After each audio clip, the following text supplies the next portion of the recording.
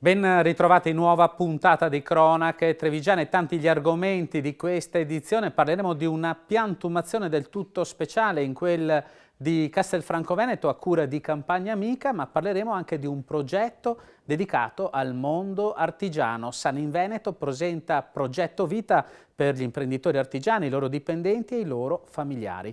Poi andremo a Cassugana, in comune di Treviso, dove in queste ore MOM, Mobilità di Marca, ha presentato il nuovo piano guida della nuova aerostazione che nascerà in zona Cuora Treviso, ma ancora andremo in quel di San Donà di Piave, dove 100 anni fa si tenne la prima assemblea della bonifica del Veneto. Ma vogliamo cominciare invece dalla prima giornata regionale dei Colli Veneti. Tutto nel servizio.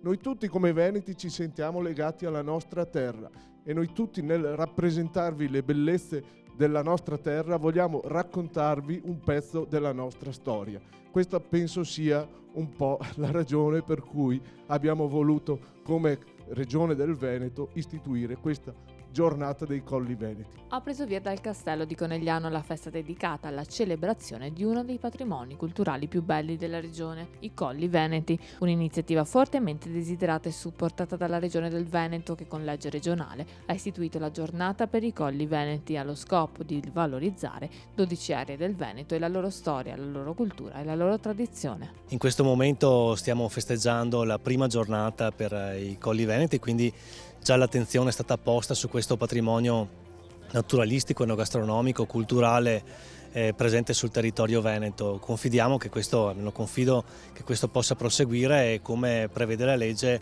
possano essere valorizzati nell'ottica di uno sviluppo sostenibile, quindi che sia etico, responsabile e sostenibile. Un evento che ha avuto un riscontro positivo in tutti i territori interessati, quasi 250 gli eventi che hanno rappresentato la vitalità collinare, un'iniziativa che ha avuto come braccio operativo UNPLI Veneto, Unione Nazionale delle Porloco, che ha saputo coinvolgere tutte le associazioni e gli operatori del territorio.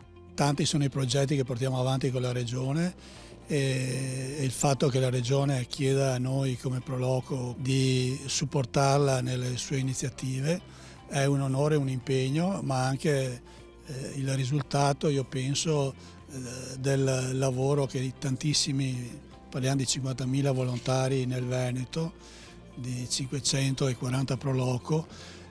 Anche in questa giornata siamo riusciti a organizzare con il volontariato più di 200 eventi in tutto il territorio in questa giornata delle colline venete.